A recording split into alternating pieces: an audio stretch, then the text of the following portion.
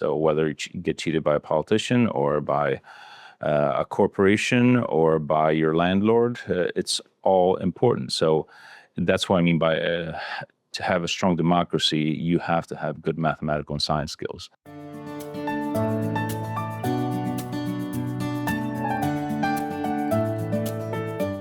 My full name is Waldemar Stepnowski, but I usually go by Walt, just it's easier that way. I finished my doctorate at Temple University. It's both science and math in 22. I came to CSI last year after teaching at the high school level for 20 years, depending how you count. And I'm teaching STEM education. So when I went in West Philadelphia, I worked with students who were struggling in mathematics a lot. So there was a lot of chaos going on. I try to use strategies that I kind of remembered from my own education, which was through Catholic school, and that didn't work. So I began by calling them by Mr., Miss, something Brown or Johnson, but I quickly learned that doesn't work. So I started calling by first names, doing more interactive things, not lecturing as much. My last year of teaching was way different. Brought in more projects toward the end of my teaching. So I think that they're very engaging, and students enjoy doing something with their hands. So I had students build arches, like Roman arch, and create racetracks. So that they would measure the distances around a lane and try to figure out what is the distance on the outer lane versus the inner lane. Even things like using a laser measure, so measure the length of a room and its width, it would estimate what the diagonal is, maybe use trigonometry or something like that, or Pythagorean theorem, and then actually measure it with a laser measure, which was pretty accurate, and I could do that in a gym. Districts usually have a curriculum that they give you. You want to be critical about the curriculum. You don't want to just accept everything. You don't want to fight the administrator on every single thing. And sometimes the curriculum that is provided to you is good. I try to tell my teachers that there's certain battles you want to have, but certain battles you want to avoid. Yeah, there's the curriculum, but the students are students. You have to have an interaction with them that's meaningful to them, not just, all right, you're here to learn about mathematics. After you leave, that's all I wanted you to do in my class. No, this should be more interactive, more engaging, more collaborative.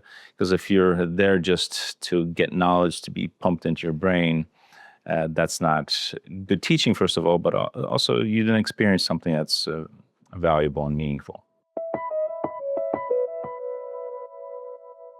I still believe that the science and math is pretty much objective to a degree, at least more than the humanities or politics or literature. That said, you need to be well educated. You need that knowledge to make decisions. So if you make political decisions just on a whim and you don't know how to calculate certain things in the store, you're getting duped. You get cheated in many ways. So whether you get cheated by a politician or by a corporation or by your landlord, it's all important. To have a strong democracy, you have to have good mathematical and science skills. A newspaper could tell you certain things, and if you just believe it, then you're in the wrong. But if you just say, all right, I don't believe, I mistrust everything, then you really don't know anything. So you have to know mathematics and science to make those good decisions. And if we on an individual level don't make those good decisions, then democracy falls apart, and we elect poor leaders. We let corporations just go have their profits with no check. In eye tracking, there's something that called fixations and saccades. So fixation is you focus on one little location, and then you have a saccade, so movement. So you're nonstop. Our eyes are moving around, and we don't even notice that very micro movements. I focused to where they actually looked, and so I compared equations, graphs, and tables. So for example, if you have y equals 2x plus 7, Students would look at that and compare it with a graph. They would focus on one aspect of the equation and then go to the graph and see where that corresponding component is. What we found in our research is those students that do not struggle, they see the slope almost right away. Whereas students that struggle are thinking, all right, how do I find this? They started fidgeting, looking around, and having difficulties. And then they maybe start like picking certain points. I'll go this point, match it with here.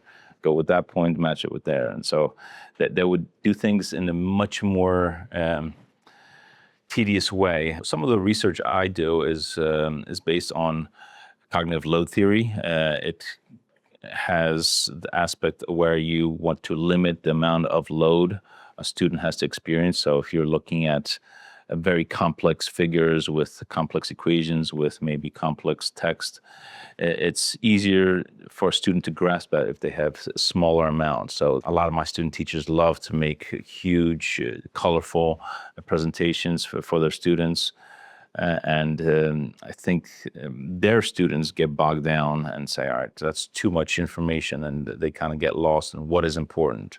So maybe just limit the amount of words, limit the kind of diagram you have, limit what you say. Great American scientist I like is Charles Saunders Peirce. He talks about semiotics and how things are really just a sign. If you have a fire, you're looking for smoke or light coming out of the fire, or even the smell. So those are signs that there is a fire somewhere. With mathematics, it's really important because many of the maths objects don't exist. So there's no perfect triangle, there's no perfect circle.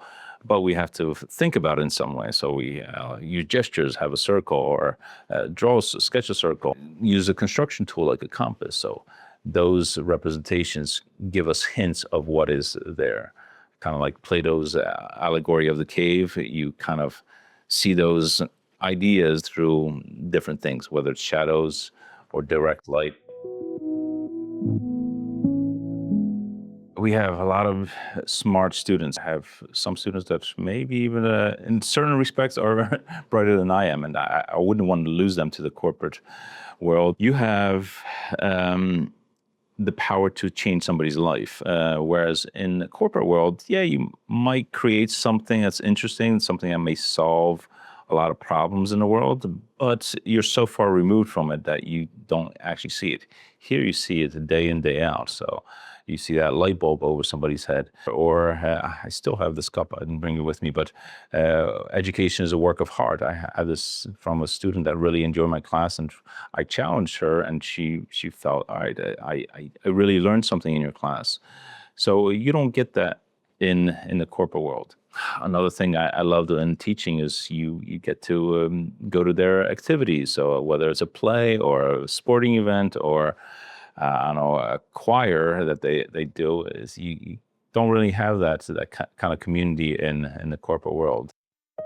When a student is struggling, especially my elementary ed students, they struggle with mathematics, and they were able to see a fraction by folding a piece of paper. It's really powerful and for me, and it gives me motivation. Or on the other hand, they don't get that light bulb, and I'm struggling for 20 minutes to try to get something across. I get the motivation to go back and say, I didn't present that well, or I didn't show you a good way of looking at it. Through reflection, I get better.